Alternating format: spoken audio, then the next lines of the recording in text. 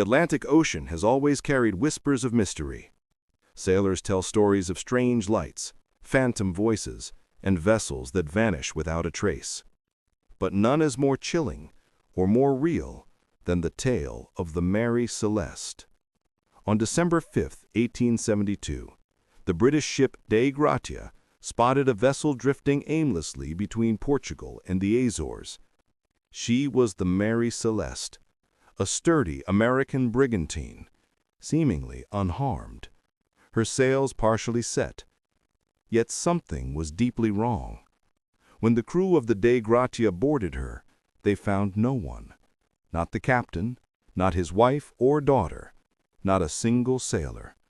The ship was perfectly seaworthy, her cargo intact, food and water enough for 6 months, and yet she was utterly abandoned. The mystery of the Mary Celeste would haunt history, spawning theories of mutiny, piracy, sea monsters, and forces beyond our understanding. The Mary Celeste had left New York City on November 7, 1872, bound for Genoa, Italy. At her helm was Captain Benjamin Briggs, a devout and experienced sailor, traveling with his wife Sarah and their 2-year-old daughter, Sophia. Alongside them were 7 trusted crewmen. Her cargo was industrial alcohol, volatile but valuable. The journey was expected to be long but uneventful. Letters from the captain spoke of optimism, of calm seas, and of faith. Yet only a month later, their ship would be found drifting like a tombstone on the waves. When Captain Morehouse of the Dei Gratia saw the Mary Celeste lurching awkwardly, his first thought was trouble. Approaching, he noted her erratic course, sails tattered, but otherwise intact. He ordered his men to board her. What they found chilled them. The ship's log stopped abruptly on November 25th, 10 days earlier. The lifeboat was gone. The compass had been smashed. The galley was stocked, food laid out as if for a meal. The crew's belongings, even valuables, were untouched. Water was sloshing ankle-deep in the hold, but nothing suggesting imminent sinking. It was as if everyone had simply risen from their places and stepped off the ship into the sea. The first theory was mutiny.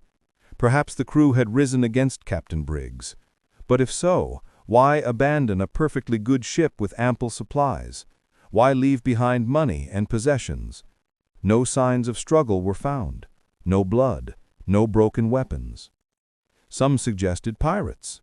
But again the cargo was untouched, the valuables still there.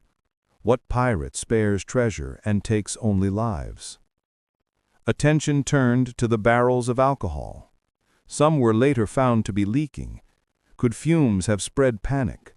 A sudden burst, a smell of imminent explosion, might have terrified Briggs into ordering an evacuation. Perhaps they abandoned ship in the lifeboat, tethered to the Mary Celeste. If the rope snapped, the sea would have swallowed them, leaving the ship to drift on. But this theory too falters. Why no sign of fire? Why no smoke? Why food still set for dining? As years passed, darker explanations crept in. 1. The sea monster theory. Sailors whispered of tentacles rising from the deep, of something ancient pulling men screaming into the waves. A sudden attack, quick and brutal, might leave a ship eerily intact, but bereft of crew. 2. Paranormal forces. Others claimed the Mary Celeste sailed through something unnatural, a cursed patch of sea, a rift in the world. Some spoke of the Bermuda Triangle. Though geographically distant, the parallels are eerie. Ships found adrift, their crews gone. 3. The curse of the Mary Celeste. Superstitious sailors pointed out that the vessel had changed owners multiple times before her final voyage, each dogged by misfortune. Some believed the vessel herself was cursed, a magnet for disaster, carrying doom for any who boarded her. What makes the Mary Celeste so haunting is not just the disappearance, but the silence. No distress signals were fired. No bodies ever washed ashore. No survivors ever told a tale. It was as if the ocean itself had swallowed every trace of human life, leaving only the vessel as a floating coffin.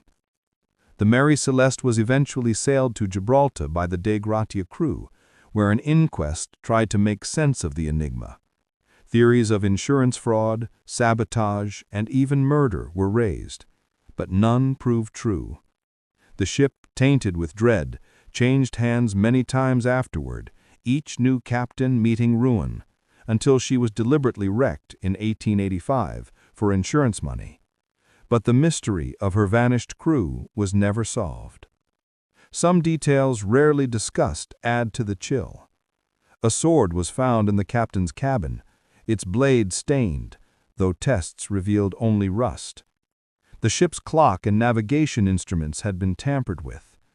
Some claimed to hear faint voices aboard when she was towed into port, whispers in empty cabins, as though the sea had not fully relinquished her dead. For over 150 years the story of the Mary Celeste has endured. Writers like Arthur Conan Doyle spun tales of murder and ghosts. Historians searched for rational answers. Paranormal researchers pointed to forces unknown. But none can answer the fundamental question: why did 10 souls abandon safety for certain death? The Atlantic Ocean is vast, and she buries her secrets deep. Perhaps Captain Briggs and his family lie still in her dark embrace, victims of a tragic accident. Or perhaps their fate was stranger, more terrible, something beyond accident, beyond reason. The Mary Celeste drifts not only in history, but in our imagination, a reminder of the terror of the unknown, of the ocean's indifference, of how quickly human certainty can dissolve into silence. When you hear the creak of timbers at sea, when fog closes in and the water stretches endless, remember the ship that sailed without her people.